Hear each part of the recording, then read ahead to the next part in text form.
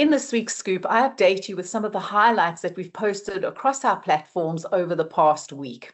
And I think let's start today's summary and roundup with the Q1 figures that were released by the Statistician General, that's quite a mouthful, during this week on the Q1 GDP figures for South Africa. It came with a healthy warning around those numbers not yet building fully in the impact of the USA-Iran conflict and the commensurate knock-on consequences of that across numbers like inflation and other macroeconomic measurements. So Q1 was looking better than expected, but came with a healthy warning of faking it with little hope of making it. And that obviously has had impacts on our interest rates. And we are seeing the economists predicting a second interest rate increase this year. And I'm sorry to be the bearer of bad news, and that more than likely coming through July's MPC meeting. Now, why am I telling you all of that? Because it presents an interesting financial planning environment for South Africans to be planning their finances and to be budgeting and saving as much as we would hope that they did.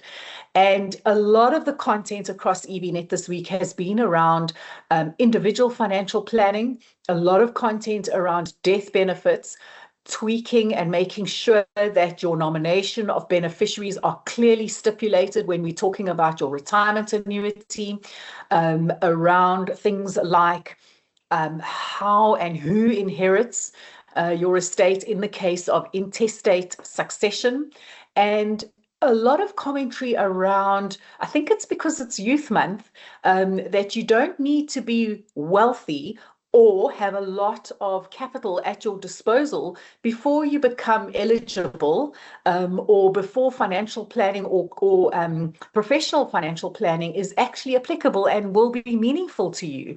I think one of the frustrations that I deal with as an ex-practicing financial planner is coming across people who thought and still think that because they're not wealthy, they don't need a financial planner. And that's probably the wrong way to think about it. Somebody who is not yet wealthy does certainly need guidance and coaching when it comes to their personal financial realities and saving and investing for their goals.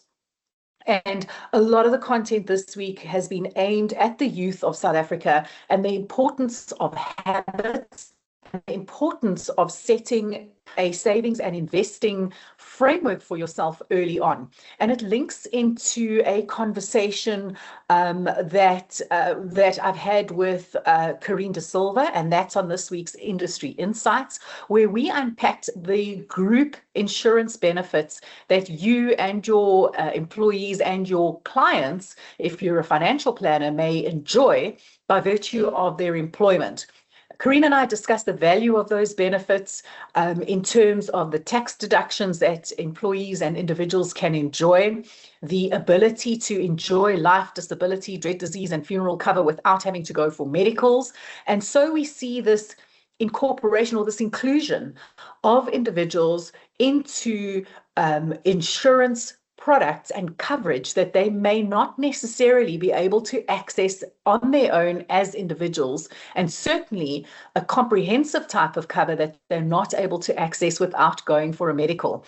And this presents an opportunity for the South African out there to make sure that the legacy they are leaving for future generations and for the sustainability of future generations to really be put in place with careful thought. And that sometimes does need the help of a coach, much like a soccer team. And as I promised at the beginning of the week, every single newsletter or piece of content will have a pun or a nod to the Soccer World Cup, which kicked off yesterday. So financial planning is important for South Africans, and certainly the habits of deliberate financial planning and financial decisions with your money, very important for the youth amongst us. The other issue, and talking about sustainability, is our episode of Heatwave Horizons, which dropped on EBNet Stream this week. And it talks to the ability of Africa to use technology to almost leapfrog our green investments. And so we've almost missed out on a generation of infrastructure. And that may actually be our biggest strength as opposed to being our biggest weakness, which is the way we like to frame these things.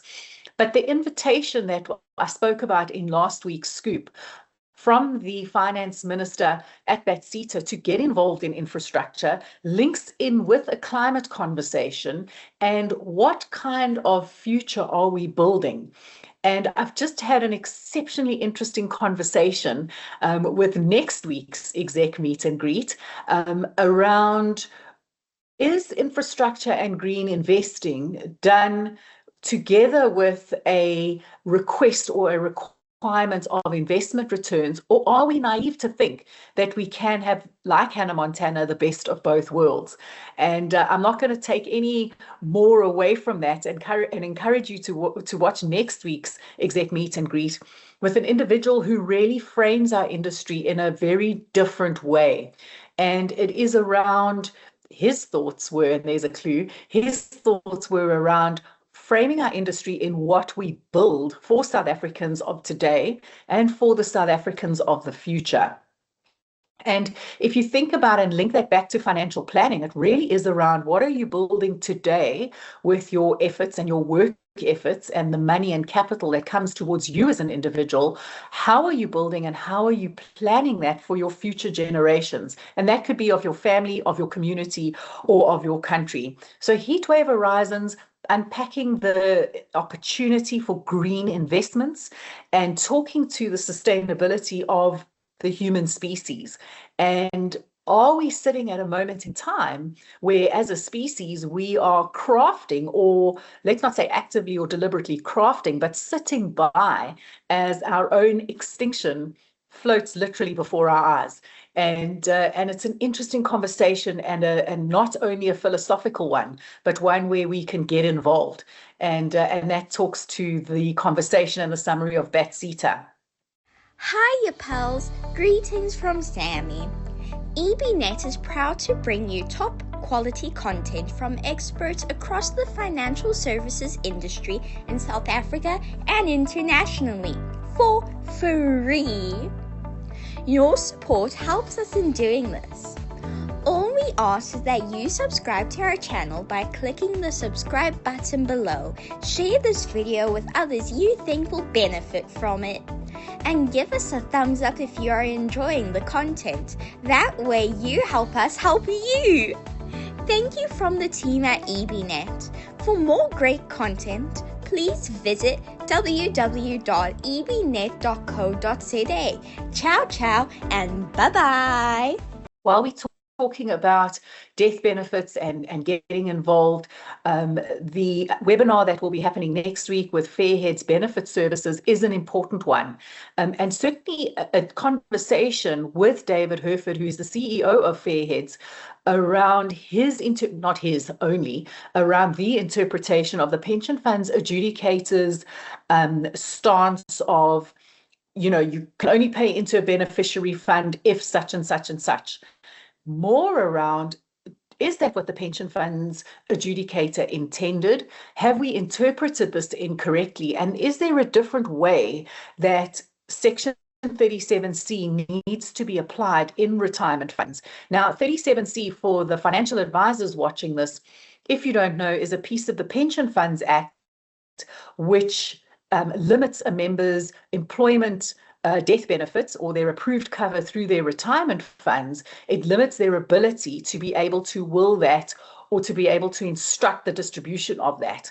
And so the responsibility for deciding who inherits is actually with the board of trustees of the retirement fund. Now, beneficiary funds can be used to extend the intention of a retirement fund, which is to provide benefits for when someone is no longer working.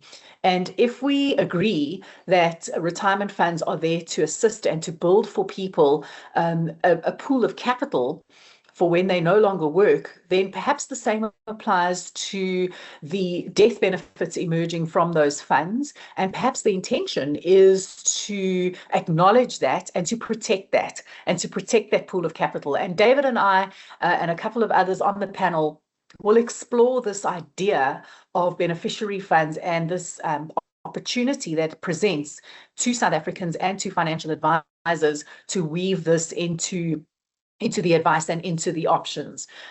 June is a bumper month because we do have two webinars. The second is on independent trustees, and that's happening on the 23rd of June. And I think the dropping by the Institute of Directors of the fit and proper requirements for directors and the value that independent thinking introduces to a board and the standards that independent thinkers need to maintain in order to protect the integrity of their influence is an interesting bent on, or an interesting lens to look at boards of trustees and think now on a commercial umbrella fund.